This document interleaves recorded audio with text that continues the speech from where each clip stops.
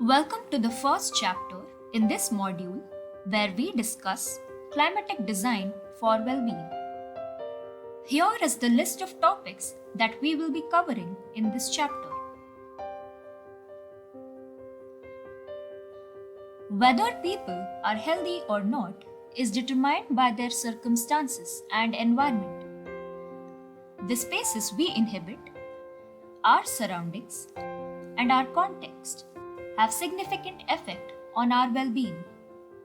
How do we ensure that these very spaces are healthy and catalytic to our well-being? Major contributing factors are natural elements like the sun, wind, rainfall, and humidity.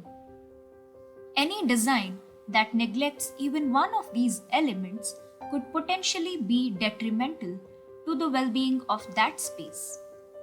Designing around these natural elements is called climatic design, which helps occupants remain thermally comfortable with minimum auxiliary heating or cooling systems necessary.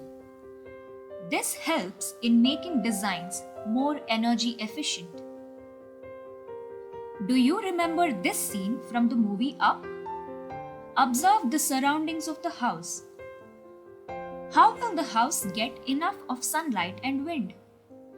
Imagine what would be a person's well-being when she or he is surrounded by tall buildings and doesn't receive sunlight and wind at all.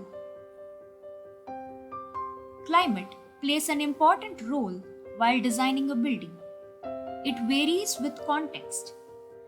Climate is the long-term behavior of the natural elements in a selected region and is governed by specific features such as temperature, pressure, wind, precipitation, and humidity. The assessment of all these parameters is to be considered in order to arrive at an optimal architectural design. Half of the climatic zones that exist on the Earth can be found in South Asia. This means that South Asians must adapt to widely varying conditions. South Asia has 6 main climate zones, as you can see on the map. The highland zone has the coldest climate. This is the area of the Himalayas and other northern mountains where snow exists all year round. The lower elevations, which include lush foothills and valleys of Nepal, Bhutan, and northern India, are much warmer. They are in the humid subtropical zone that stretches across South Asia. The Indo-Gangetic Plain also occupies much of this region. The semi-arid zone, a region of high temperatures and light rainfall, is found at the western end of the plain and in parts of the Deccan Plateau. The desert zone covers much of the lower Indus Valley in the borderlands of western India and southern Pakistan. The driest part of this area, the Thar Desert, gets very little rain. The tropical wet zone is found along the western and eastern coasts of India and in Bangladesh. Temperatures are high and rainfall is heavy. In fact, Cherrapunji in northeastern India holds the world's record for rainfall in a month. Southern Sri Lanka also has tropical wet climate, while the north is tropical wet and dry. Let us now look at how certain factors affect climatic design. These factors are divided into two segments, that is, from macro to micro level. How do you ensure well-being through climatic factors? Well-being, as discussed earlier, is governed by physical, emotional, and social factors. These, when studied and implemented with respect to climate, ensure thermal comfort, visual and social connection of the occupants. Here is a schematic section explaining multiple factors that ensure well-being through climatic design. These are some factors that affect climatic design at a macro level. They affect the concept and the planning of a site. Overall arrangement of buildings, the width of the street, the height of the neighboring buildings, and the surrounding vegetation are some parameters in settlement planning which should be optimally designed to achieve thermal comfort for users at a macro scale. Look at these factors. These are specifically relating to building design. The shape, form, and volume of the building are crucial primary factors that should be taken into consideration while designing a building. Orientation also is an important factor which may help in cutting down the heat quotient inside the building, hence creating a comfortable indoor environment. Bad orientation leads to discomfort and may affect the overall well-being of the occupants. Have you also found yourself sitting indoors and experienced heat at its maximum intensity? Do you now understand how the orientation plays such a vital role in building design? Let us now understand the micro components that affect climate. Walls, fenestrations, and vertical shading devices like fins are the vertical components on a building's skin. Roof and shading devices like chajjas are the horizontal components. Even though at a micro level, these components have a considerable impact on the user's well-being.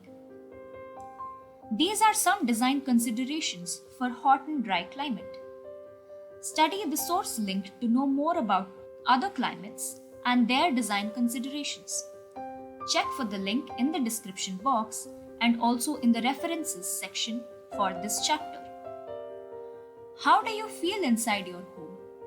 Do you feel like image A or B? If you answered A, then the space you inhabit may have fallen short of an optimal climate responsive design. This may be the reason for your reduced sense of well-being. If you answered B, you may very well be experiencing comfort because maximum elements of climate were taken into consideration while designing the space. Let's look at real-life applications and observe how the built environment has influenced well-being of the occupants with respect to climatic response. The first project we will be looking at is the Titan Integrity Campus by Mindspace Architects located in Bangalore. Bangalore has a moderate climate throughout the year, experiencing occasional heat waves in the summers. The images shown here shows the open space between the built blocks, vegetation shielding the indoor environment, use of glass bringing in ample of daylight indoors. The building is oriented with the longer sides facing north-south direction to bring in glare-free natural light.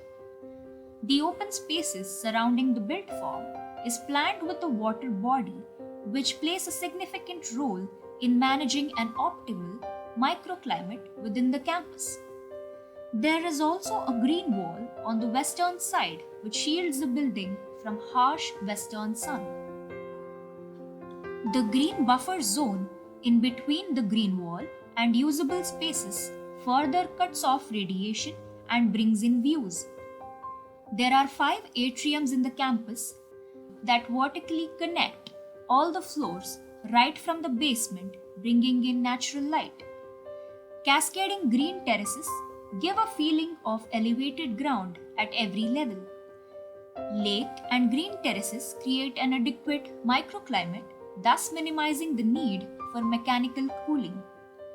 Green terraces are an extension of indoor office areas that allow one to walk outdoors and stimulate interaction amidst the flora and fauna. Let's now look at another project to understand climatic design and well-being.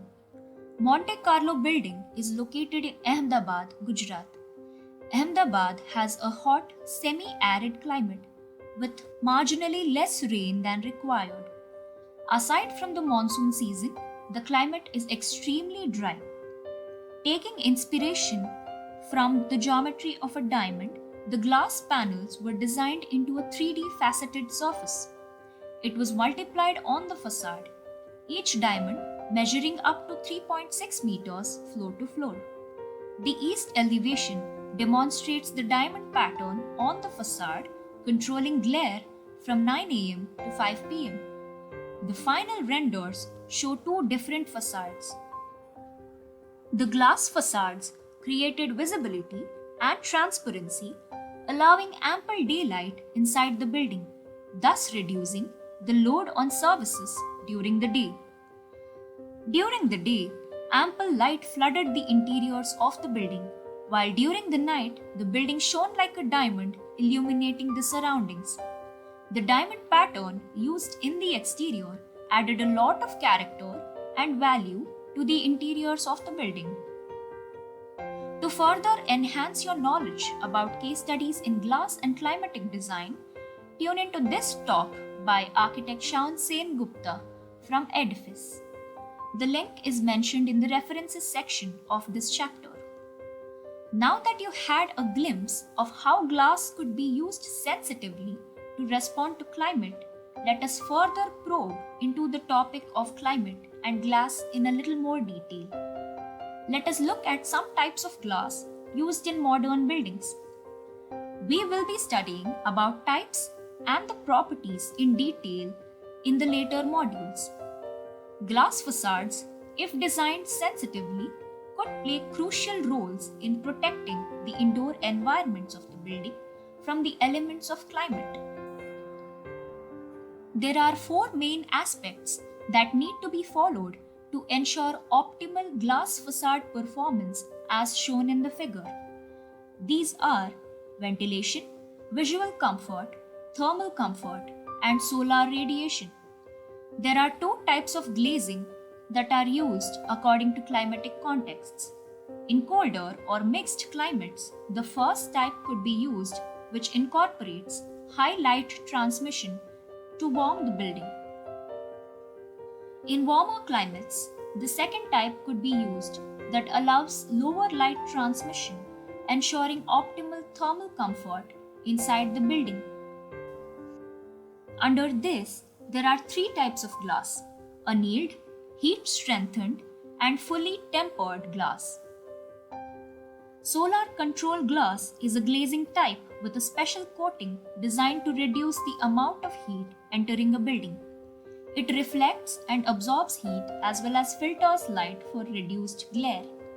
Using solar controlled glass can reduce the need for air conditioning and blinds. There are many types of solar controlled glass offering different aesthetic options: tinted, reflective, and neutral.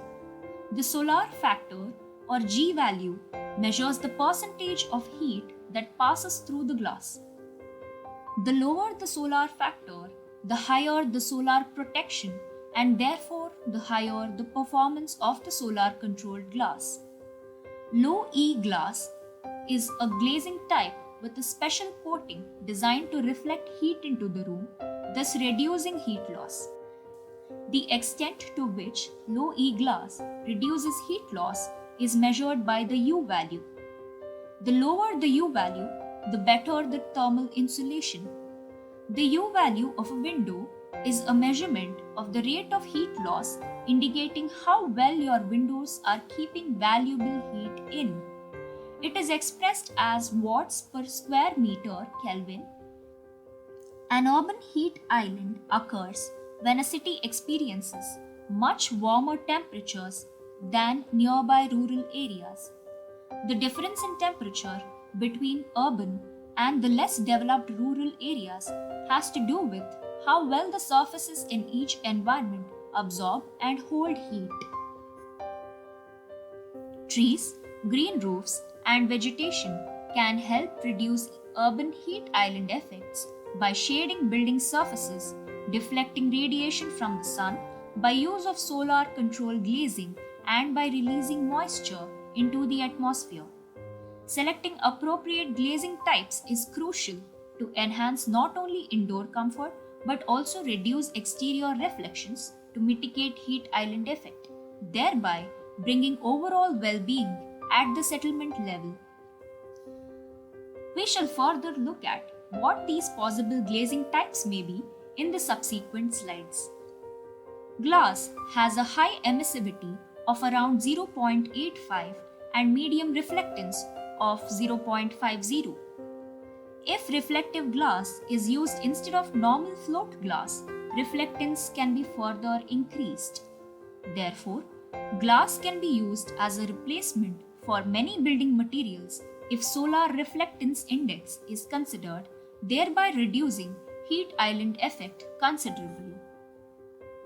Well-being in residential spaces and homes is crucial in determining overall well-being of people.